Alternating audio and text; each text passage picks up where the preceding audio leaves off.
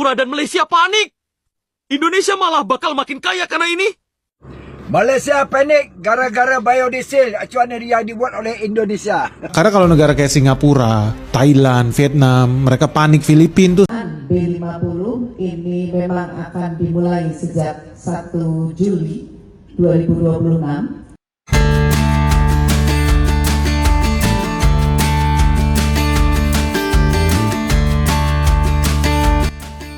Hey, ketemu lagi dengan Rizka Yuni. Di saat dunia lagi nggak jelas arah, konflik global bikin pasokan minyak makin seret, harga naik turun nggak karuan. Indonesia malah bikin gebrakan yang nggak main-main. Yep, rencana penggunaan B50 berbasis sawit. Bukan tanpa alasan, kondisi global sekarang bikin banyak negara kelabakan cari energi alternatif.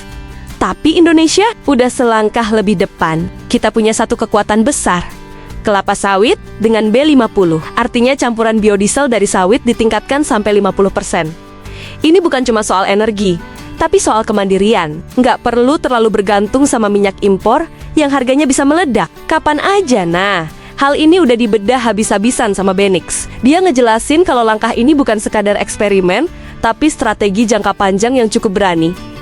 Tapi, menariknya, di tengah diskusi itu, reaksi netizen negara tetangga mulai beda. Netizen Malaysia mulai kelihatan panik, bahkan kepanasan. Kenapa? Karena selama ini, sawit itu juga jadi senjata mereka. Tapi, Indonesia sekarang nggak cuma jual bahan mentah, kita mulai dorong jadi energi strategis. Dan itu bikin posisi kita makin kuat. Enggak, cuma Malaysia, beberapa negara lain juga lagi goyah. Singapura dan Filipina bahkan mulai kena dampaknya. Ada yang sampai ngurangin penerbangan, ada juga yang ngurangin hari kerja buat tekan konsumsi energi. Artinya, krisis ini nyata. Sementara negara lain sibuk bertahan, Indonesia malah mulai cari cara buat berdiri lebih mandiri. Akan datang dari kelapa sawit, namanya biodiesel. Sekarang sudah B35 dan kita akan percepat jadi B40, B50 minimal. Indonesia bakal upgrade proyek sawitnya tadinya B40 ke B50. Artinya setiap 1 liter solar yang lu pakai itu nggak lagi 100% dari minyak bumi, tapi 50% isinya adalah minyak kelapa sawit. Wih, hebat. Dan kalau menurut pemerintah ya, mereka bakal mulai jalanin ini secara full keseluruhan per bulan Juli 2026. Jadi secara teoritis bisa jadi di bulan Juli 2026 Indonesia sudah mandiri secara energi dari sisi solar. Karena solar kita udah cukup produksi dalam negeri, di blend sama produksi sawit dalam negeri juga, dicampur jadi yang namanya B50 itu biosolar. Dan ketika itu terlaksana, Indonesia secara teoritis harusnya udah bisa stop impor minyak. Dan per bulan Juli 2026 kalau semuanya berjalan sesuai rencana guys, Indonesia cadangan devisanya bisa naik tinggi loh. Karena kita udah resmi jadi negara biofuel terbesar di dunia. Kita membuktikan di dunia bahwa B50 itu hanya ada di Indonesia. Pagi kita melakukan proses awal untuk pengujian B50. Penggunaan B50 ini memang akan dimulai sejak 1 Juli 2026 dan yang perlu diketahui adalah pelaksanaan uji dari B50 sendiri itu sudah dari tahun lalu untuk uji road test untuk real condition gitu ya, dan tentu saja sudah melalui rangkaian uji teknis laboratorium. Jadi sejak 9 Desember kita sudah mulai seluruh rangkaian dari uji pelaksanaan di otomotif, di pertambangan, di alat pertanian, uji di perkapalan, uji di genset, dan terakhir ini uji di perkeretaapian karena kita harus menunggu lebaran selesai. Yang kereta ini dilakukan uji 2 hal ya. Di Lempuyangan ini sampai dengan Jakarta itu untuk uji genset yang nantinya dilakukan selama 2.400 jam, dan satu lagi titik di Surabaya, Jakarta itu untuk lokomotif selama 6 bulan. Kita membuktikan di dunia bahwa B50 itu hanya ada di Indonesia. Kita saat ini capaiannya sudah nomor 1 di dunia, dan bahkan tidak ada lagi rujukan-rujukan teknis yang bisa kita akses. Jadi nggak ada contohnya. Ini yang membuat kebanggaan bagi kita sendiri. Tepuk tangan untuk kita semua. Rencana ini pun langsung ramai dibahas berbagai kalangan, mulai dari pengamat energi hingga netizen di media sosial. Banyak yang melihat langkah ini sebagai bukti keseriusan Indonesia dalam mengurangi ketergantungan pada impor bahan bakar fosil.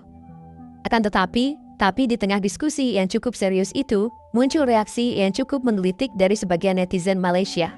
Bukannya memberikan tanggapan yang relevan, justru ada yang terlihat kepanasan dan malah membanggakan program biodiesel mereka yang masih di level B10 yang masih tertinggal dari Indonesia. Singapura dan Malaysia panik. Indonesia malah bakal makin kaya karena ini. Karena kalau negara kayak Singapura, Thailand, Vietnam, mereka panik. Filipina tuh sampai bikin 4 hari kerja sekarang, bukan lagi 5 hari kerja. Dan mereka udah banyak mengurangi jumlah penerbangan di sana karena aftur juga udah krisis di Filipina. Negara Indonesia justru bisa cuan karena Indonesia punya kelapa sawit. Wih, seru guys. Jadi ketika Singapura hari ini ketakutan, Lawrence Wong panik bro, Vietnam, Thailand sama juga, Indonesia enggak. Indonesia malah happy. Kenapa bisa? Karena Indonesia punya kelapa sawit dan sekarang Indonesia bakal upgrade proyek sawitnya tadinya B40 ke B50.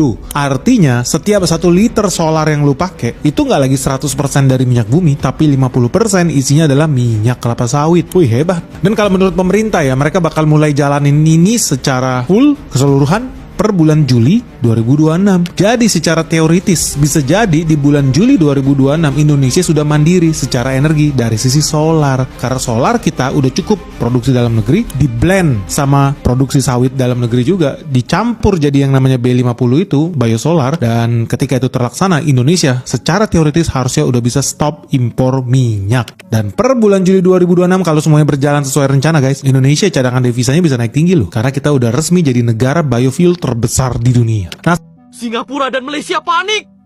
Indonesia malah bakal makin kaya karena ini.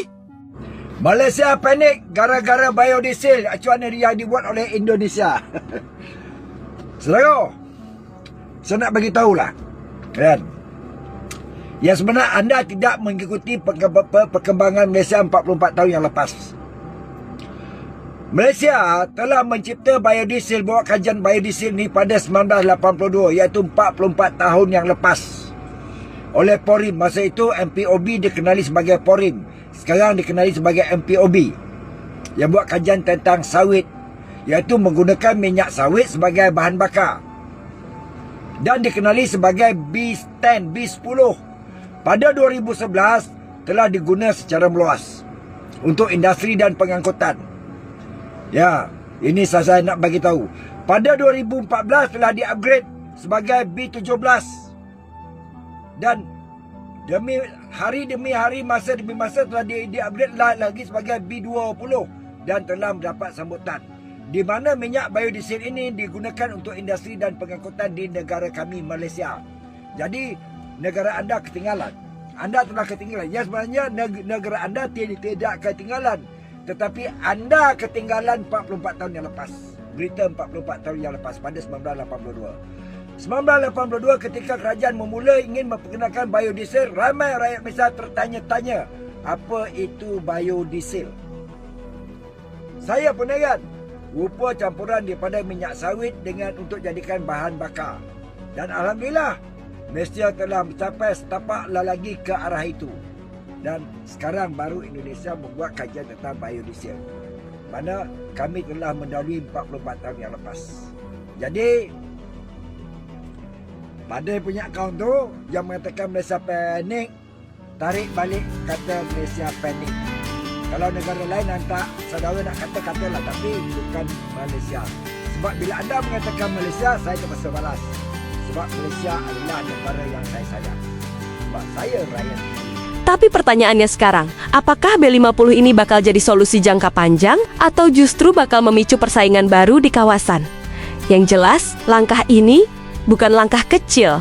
Dan dunia mulai ngelirik Indonesia dengan cara yang berbeda. Bagaimana menurut kalian? Coba tuliskan di kolom komentar ya. Dan jangan lupa like juga subscribe agar kalian tidak ketinggalan video menarik lainnya. Terima kasih sudah setia dengan Rizka Yuni. Sampai jumpa di video selanjutnya.